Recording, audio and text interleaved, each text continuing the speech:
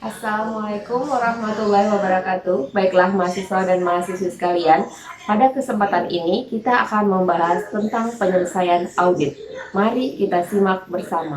Baiklah, sebagaimana yang tadi saya sampaikan, materi kita kali ini adalah terkait dengan penyelesaian audit. Beberapa hal yang harus dilakukan oleh akuntan sebelum audit dinyatakan selesai. Yang pertama yaitu menelaah peristiwa kemudian atau kita kenal dengan nama subsequent event dan mendapatkan korespondensi atau representasi dari penasehat hukum klien bila ada. Kemudian yang kedua, menelaah kewajiban bersyarat atau contingent liabilities dan komitmen. Yang ketiga, menelaah kemampuan klien dalam mempertahankan usaha atau going concern dan melakukan analytical review. Yang keempat, mereview seluruh kertas kerja pemeriksaan. Yang kelima, auditor harus meminta surat pernyataan atau representation letter dari klien. Dan yang keenam, komunikasi akhir dengan manajemen dan komite audit. Yang ketujuh, audit adjustment and reclassification yang sudah disetujui klien atau kita kenal dengan nama usulan jurnal koreksi harus diposting ke masing-masing kertas kerja yang berkaitan. Nah, baiklah, dari 7 langkah-langkah yang harus kita lakukan sebelum menyatakan audit kita selesai, maka mari kita bahas satu-satu. Subsequent event atau peristiwa kemudian menurut standar auditing adalah peristiwa atau transaksi yang terjadi setelah tanggal neraca, tapi sebelum diterbitkannya laporan audit. Subsequent event ini mempunyai akibat yang material terhadap laporan keuangan dan memerlukan penyesuaian atau pengungkapan dalam laporan tersebut. Jadi saya ulangi, dikatakan subsequent event menurut standar akuntansi kalau peristiwa atau transaksi itu terjadi setelah tanggal neraca tapi belum diterbitkannya laporan audit.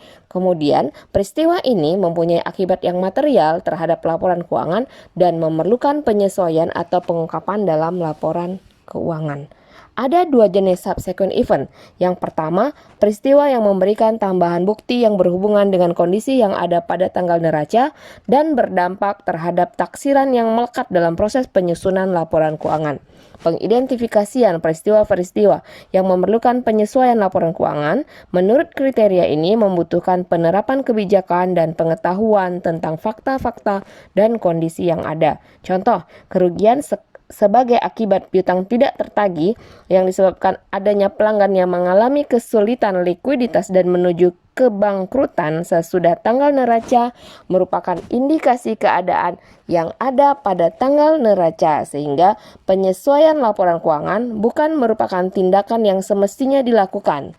Sebaliknya, misalkan penyelesaian tuntutan hukum yang jumlahnya berbeda dengan jumlah utang yang sudah dicadangkan membutuhkan penyesuaian laporan keuangan jika peristiwa yang menyebabkan terjadinya tuntutan hukum sudah ada sebelum tanggal neraca. Kemudian yang kedua, jenis subsequent event yang kedua, peristiwa yang menyediakan tambahan bukti yang berhubungan dengan kondisi yang tidak ada pada tanggal neraca, namun kondisi tersebut ada sesudah tanggal neraca. Peristiwa-peristiwa ini tidak memerlukan penyesuaian laporan keuangan. Menentukan keberadaan kejadian penting sesudah tanggal neraca yang membutuhkan penyesuaian terhadap laporan keuangan atau memerlukan pengungkapan dalam catatan atas laporan keuangan agar tidak menyesatkan pengguna laporan keuangan. Namun penerapan subsequent event harus mengacu pada standar akuntansi keuangan di mana entitas tidak diperkenankan mengakui aset kontingensi. Entitas hanya diperkenankan untuk pengungkapan. Aset kontingensi adalah aset potensial yang timbul dari peristiwa masa lalu dan keberadaannya menjadi pasti dengan terjadi atau tidak terjadinya satu peristiwa atau lebih pada masa depan yang tidak sepenuhnya berada dalam kendali entitas. Kemudian, langkah kedua terkait dengan kewajiban bersyarat dan komitmen. Penelaahan contingent liabilities harus mengacu pada standar akuntansi keuangan yang mengatur tentang provisi, liabilitas, dan aset kontingensi. Provisi itu adalah liabilitas yang waktu dan jumlahnya belum pasti. Provisi diakui jika yang pertama, entitas memiliki kewajiban kini baik bersifat hukum maupun bersifat konstruktif sebagai akibat peristiwa masa lalu. Yang kedua, kemungkinan besar penyelesaian kewajiban tersebut mengakibatkan arus keluar sumber daya yang mengandung manfaat ekonomi. Dan yang ketiga, estimasi yang andal mengenai jumlah kewajiban tersebut dapat dibuat. Jika kondisi tadi tidak terpenuhi, maka kewajiban diestimasi tidak diakui. Pengakuan provisi adalah berdasarkan pertimbangan bukti-bukti yang tersedia. Seperti apa? Yang pertama, Besar kemungkinannya bahwa kewajiban kini telah ada pada akhir periode pelaporan, entitas mengakui previsi jika kriteria pengakuan terpenuhi. Yang kedua, jika besar kemungkinan bahwa kewajiban kini belum ada pada akhir periode pelaporan, entitas mengungkapkan kewajiban kontingensi. Dan yang ketiga, pengungkapan tidak diperlukan jika kemungkinan arus keluar sumber daya itu kecil. Dengan demikian, menurut standar akuntansi keuangan, entitas tidak diperkenankan mengakui lagi kewajiban kontingensi. Kewajiban kontingensi itu apa? Kewajiban kontingensi adalah kewajiban potensial yang timbul dari peristiwa masa lalu dan keberadaannya menjadi pasti dengan terjadi atau tidak terjadinya satu peristiwa atau lebih pada masa datang yang tidak sepenuhnya berada dalam kendali entitas, atau kewajiban kini yang timbul sebagai akibat peristiwa masa lalu tapi tidak diakui. Karena apa? Pertama, tidak terdapat kemungkinan besar entitas mengeluarkan sumber daya yang mengandung manfaat ekonomis untuk menyelesaikan kewajiban, atau yang kedua, jumlah kewajiban tersebut tidak dapat diukur secara andal. Langkah ketiga, terkait dengan going concern dan analytical review. Menurut standar auditing, kelangsungan hidup entitas dipakai sebagai asumsi dalam pelaporan keuangan sepanjang tidak ada informasi yang menunjukkan hal yang berlawanan, yakni klien tidak mampu atau diperkirakan tidak mampu melanjutkan usaha. Auditor bertanggung jawab mengevaluasi apakah terdapat kesangsian besar terhadap kemampuan klien melanjutkan usaha dalam periode waktu yang pantas, atau biasanya disebut dengan satu periode akuntansi sejak tanggal laporan keuangan yang diauditnya. Evaluasi didasarkan pada pengetahuan auditor tentang kondisi dan peristiwa internal atau eksternal yang ada pada atau yang terjadi sebelum audit lapangan selesai. Nah, analytical review atau yang kita kenal dengan prosedur audit itu digunakan untuk yang pertama, membantu auditor merencanakan sifat, saat, dan ruang lingkup prosedur audit. Yang kedua, memperoleh bukti tentang asumsi tertentu pada saat pengujian substantif yang berhubungan dengan suatu akun atau transaksi. Yang ketiga, mereview menyeluruh informasi keuangan pada tahap akhir audit. Menurut Ernst & Lobach, prosedur analitis memiliki tujuan yang pertama, memahami akun, transaksi, bisnis klien dan industrinya. Yang kedua, menilai going concern. Yang ketiga, mengindikasikan kemungkinan adanya salah saji atau anomali. Yang keempat, mengurangi pengujian yang lebih rinci pada akun tertentu. Dengan demikian, prosedur analitis atau analytical review pada tahap akhir audit bertujuan untuk menilai going concern dan mengindikasikan kemungkinan masih adanya salah saji atau anomali. Kemudian, langkah keempat yang dilakukan oleh akuntan sebelum menyatakan audit kita selesai adalah mereview seluruh kertas kerja pemeriksaan. Nah, seluruh kertas kerja pemeriksaan harus diparaf oleh pembuatnya dan direview oleh atasannya. Karena audit itu kan kita ketahui adalah satu tim, maka biasanya direview oleh orang yang lebih senior di dalam tim tersebut. Dalam audit working papers, apabila ada informasi yang harus menjadi perhatian pada audit berikutnya, cantumkan kalimat dalam tanda kutip catatan untuk audit tahun berikutnya. Ini sebagai pengingat kita atau pengingat manajemen untuk tahun ke depan. Lalu berikutnya, hasil review harus didokumentasikan dalam suatu review notes dan harus dijawab oleh staf yang direview secara tertulis. Daftar audit adjustment dan reclassification harus disusun lengkap dengan indeks kertas kerjanya. Audit in charge membuat draft management letter direview oleh audit manager dan audit partner. Nah, audit in charge, audit manager, dan audit partner ini adalah susunan atau tingkatan audit berdasarkan senioritasnya di dalam tim.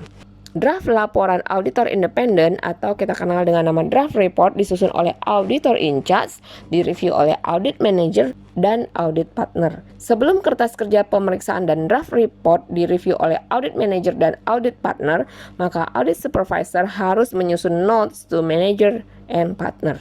Lakukan review kertas kerja dan draft laporan oleh auditor yang tidak bertugas mengaudit klien untuk pengendalian mutu audit. Berikutnya, kita atau auditor meminta surat pernyataan dari klien. Tanggal surat ini harus sama dengan tanggal selesainya audit field work dan tanggal laporan audit. Standar auditing itu mensyaratkan auditor untuk memperoleh representasi tertulis dari manajemen. Tujuan dari representation letter ini adalah untuk mengingatkan manajemen akan tanggung jawabnya mengenai asersi dalam laporan keuangan dan mendokumentasikan tanggapan manajemen atas pernyataan mengenai berbagai aspek audit serta mengurangi salah paham mengenai masalah yang direpresentasi. Representation letter merupakan bagian dari bukti audit yang harus diperoleh, namun bukan pengganti bagi penerapan prosedur audit yang diperlukan untuk mendapat dasar yang memadai dalam memberi pendapat atas laporan keuangan. Jika suatu representasi bertentangan dengan bukti audit lain, maka auditor harus menyelidiki keadaan tersebut dan mempertimbangkan keandalan representation letter ini. Langkah berikutnya yaitu komunikasi akhir dengan manajemen dan komite audit. Sesuai standar auditing, komunikasi pada akhir audit harus dilakukan untuk membahas kesulitan praktis saat audit, termasuk perselisihan atau ketidaksetujuan mengenai audit adjustment and reclassification, termasuk pengungkapan laporan keuangan, dugaan adanya kecurangan atau ketidakberesan, ketidakpatuhan, dan resiko signifikan yang dapat mengganggu going concern. Pembahasan dengan klien melibatkan hierarki auditor yang lebih tinggi seperti audit manager yang membahas, biasanya yang dibahas itu pertama audit adjustment and reclassification, yang kedua draft audit report yang sudah direview dan disetujui manajer dan partner. Jika klien setuju, maka final audit report dibuat. Opini yang diberikan harus berdasarkan bukti-bukti dari hasil pemeriksaan. Yang ketiga, draft management letter yang telah direview dan disetujui manajer dan partner. Setelah klien setuju, manager letter final dibuat. Manager letter adalah surat yang dibuat KAP untuk manajemen perusahaan yang diaudit mengenai pemberitahuan kelemahan pengendalian internal perusahaan, baik itu material or immaterial weakness yang ditemukan selama pengauditan disertai saran perbaikan. Menurut standar auditing, rekomendasi tentang pengendalian internal bukan tujuan utama audit atas laporan keuangan, namun merupakan produk sampingan dari kegiatan audit atas laporan keuangan. Meskipun begitu, manajemen letter harus memberikan nilai tambah. Auditor harus memperhatikan standar auditing apabila menemui kondisi yang dapat dilaporkan, yakni kekurangan material dalam desain atau implementasi pengendalian internal yang berakibat buruk terhadap kemampuan organisasi atau klien dalam mencatat, mengolah, mengikhtisarkan, dan melaporkan data keuangan yang konsisten dengan asersi manajemen dalam laporan keuangan. Terakhir, yang ketujuh, audit adjustment dan reclassification yang sudah disetujui klien harus diposting ke masing-masing kertas kerja yang berkaitan. Manajemen letter yang sudah dijawab oleh manajemen klien harus didapat dan didokumentasikan. Nah, ini adalah tahap-tahap yang harus kita lakukan sebelum kita menyatakan audit selesai dan kita memberikan laporan audit kepada klien kita. Billahi taufiq wal hidayah. Assalamualaikum warahmatullahi wabarakatuh.